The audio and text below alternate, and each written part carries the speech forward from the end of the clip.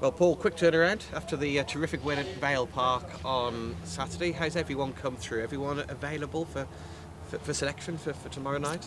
We've got one player that's feeling a little bit of something that we'll need to check on.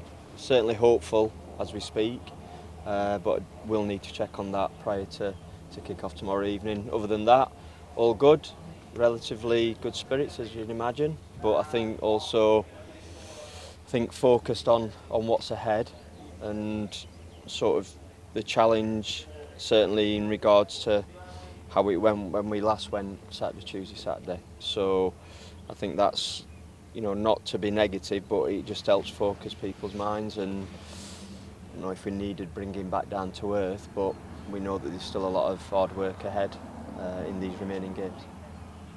It's an exciting week, isn't it? As much as you've got 2 home games coming up, you can never take anything for granted, of course, and you're still waiting, we know, for your first home win since coming back. Yeah. But looking forward to having 2 home games? I am, but a bit like you say, in general you'd look at it, and more often than not that's the way you'd want it. But just how it's gone since I have returned, strangely, I have to say. Still waiting for that first victory, as you say, and I'm keen to get that, keen to reward the home fans for their support, because the ones that have travelled with us have had some good times already, so we want more of that. But as you said, 2 opportunities, starting with the Exeter game. What sort of challenge will Exeter represent? Because you're so close to each other, the records of the 2 clubs is pretty much identical, isn't it? I think there's maybe 1 goal. I think they may have scored 1 goal more, but it's considered the same amount of goals, the same number of points. Yeah, look, I genuinely, from what I've watched, been very impressed. I'm surprised they aren't a little bit further up the league. Now, I've obviously missed maybe some periods when they've found results harder to come by, but I think they had a really good start. I think then had a bad period from memory, even looking back, I think when I was out of work and you're reading articles as you do, and then done better more recently again. Watched the game at the weekend, thought they gave Bolton a really good game, and were 2-1 up, could have probably had a couple of opportunities to go 3-1 up. In the end, a draw's still not certainly a result to be ashamed of, but a good footballing side, technically very good. I think that's where we've got to be on our guard and understand their sort of style, and they do some things a little bit different in possession of the ball that we've got to try and make people aware of, but also got to be switched on the night for whatever they throw at us. There were quite a lot of positives to emerge from the weekend, the result of course being the main one. The set pieces though, I thought in the first half in particular, you really carried a threat. How rewarding is it when you see a free kick, a corner routine that you've worked on clearly, pay off to such great effect as it did for that early goal from Dan Udo? Yeah, look, I think most clubs, whether it's the head coach, whether it's the assistant, whether it's a set piece specialist, which clearly we don't have, but high up the pyramid have started to be employed. It's something that's always kind of interested me and tried to put some work into. And like you said, it's really nice when you see whether it's a set play or whether it's in open play, something that you particularly identify and you exploit. It's always nice for staff to get that. It's still, as I said at the weekend, you're reliant on players remembering first and foremost, but then executing. And I have to say, the bowling from Mal was excellent, and the finish was probably better than realised on the day, because I don't know, it's some way from it, and looking through bodies, as I said to you, I wasn't actually sure it had gone in, but thankfully it did. So yeah, really pleasing, and I think since again we've arrived, it's something where we have looked a threat from set players. Hopefully we can continue to carry that, because whether people are quick sometimes say, oh, you don't score much in open play, fine, no issue with that, but whether again people like it or not, set players are part of the game, and a lot of games are decided on them. It was a fantastic finish from Dan Udo. He's got 3 goals in the 7 games he's played now since you your return to the club, having missed a couple of them. How pleased are you with that sort of return and his all-round contribution, Dan, on Saturday and in other games as well? I think Dan's a big player for us. Been very impressed since I've joined, and it was on Friday. I had a bit of a chat with him because he's one of the smiliest, happiest people that I've probably ever met. And just for his outlook and the way that he is, I just felt like he'd just slightly come away from it. Probably anyone coming off the street would still think he's like really sort of happy and joyful, but just felt like he'd come away from it slightly. I had a little chat as we were walking off at the end of training, and just said to him, I always judge players and centre forwards on more than just scoring goals. And for some people they find that really strange. They're only interested in people who score 20 goals a season plus. It's what he does for the team overall. And we had a bit of a chat, kind of hopefully reassured him in terms of my thoughts on him. But then on Saturday, I, in the dressing room, genuinely said, I've got a feeling you're going to score today. And I wish I was as good with the lottery numbers. But it worked, and I think for Dan it's just pleasing because I know he wants to score goals, as you would. But he can certainly offer a lot more than just his goals to the team, and I think he's done that. In terms of your team selection, you had to leave out a number of senior first team squad members again on Saturday, including Brian Bowman, who usually does figure in the 18 when available. Was that just tactical? Was it a tough one to leave Ryan out and the others, of course? I guess they're always tough sorry, I'm just getting attacked.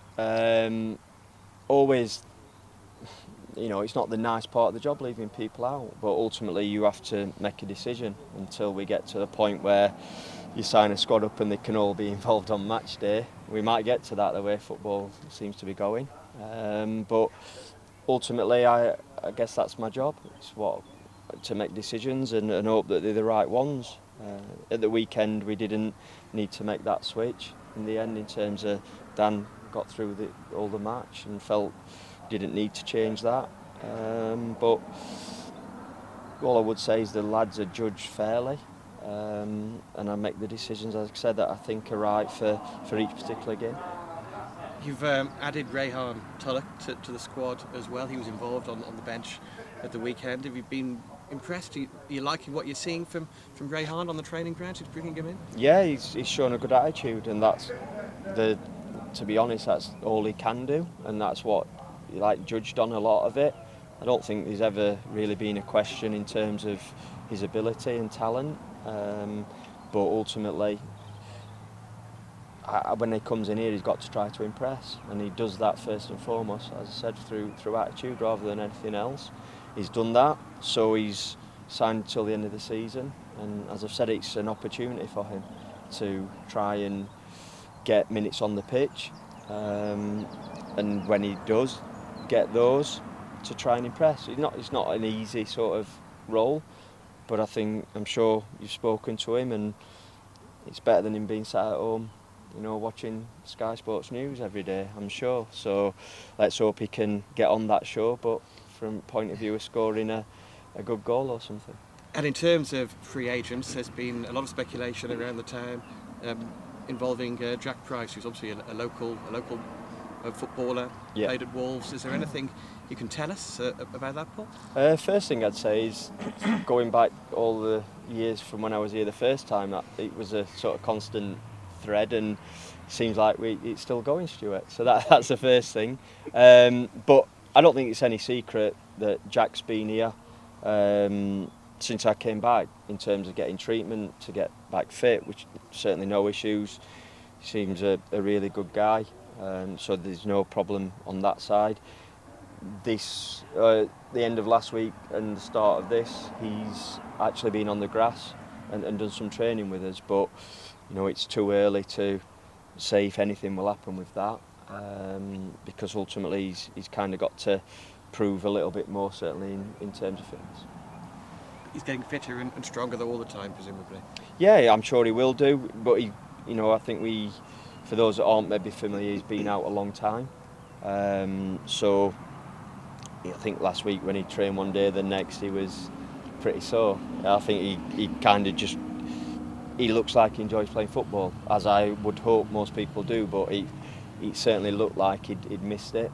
So I probably put a lot into the session and perhaps sort of felt that the next day, which is understandable. Like I say, not a problem and not a surprise, but maybe just a little reminder for himself that he has been out for some time. So in conclusion, something might happen, but not necessarily. Is that the way you I think that's might be a conversation down the line, but again, if we get to that point, Mickey and the chairman will look to see what we can do.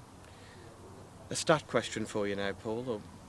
I was looking at various websites yesterday, and it's got you down as your 50th win in charge of Shrewsbury Town. Right. The win at Port Vale on Saturday for 106 games. This is League and Cup. After 90 minutes, I understand as well. Right. Were you aware of this, that first include of all? Papa John's or not? All competitions. I don't know. Okay. No. Well, I'm lying now. I wasn't up until about 2 minutes ago when Joe filled me in on that. So no, I guess it's a nice start, but I want a lot more wins, and I want to experience winning at home again, as we've just discussed. But yeah, if we can replicate anything like that sort of in the next set of games, then I think we'd all be pretty happy with that. How are you finding being back here generally now? What is it, 6-7 weeks since you returned to begin your second spell in charge of Shrewsbury Town Football Club? How are you finding life back at the club? No, loving it, and being sort of stayed down a couple of weekends and being in the local area, and you kind of forget sort of how sort of small in one regard it is, and you're walking about and people recognise you very quickly.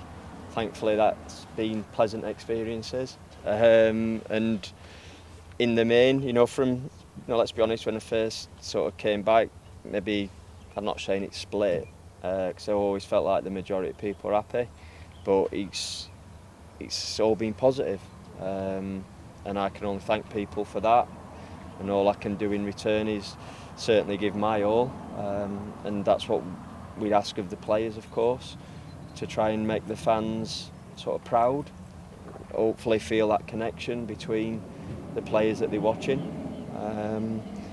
because I know it's a big part of people's lives, and it can often influence people's moods, and like Saturday's result, for instance, we spoke about the importance of it, but also against a club that's deemed as rivals, so they've got the bragging rights for this season, certainly. All the best for tomorrow night. Thanks very much, Paul. Thanks, Stuart.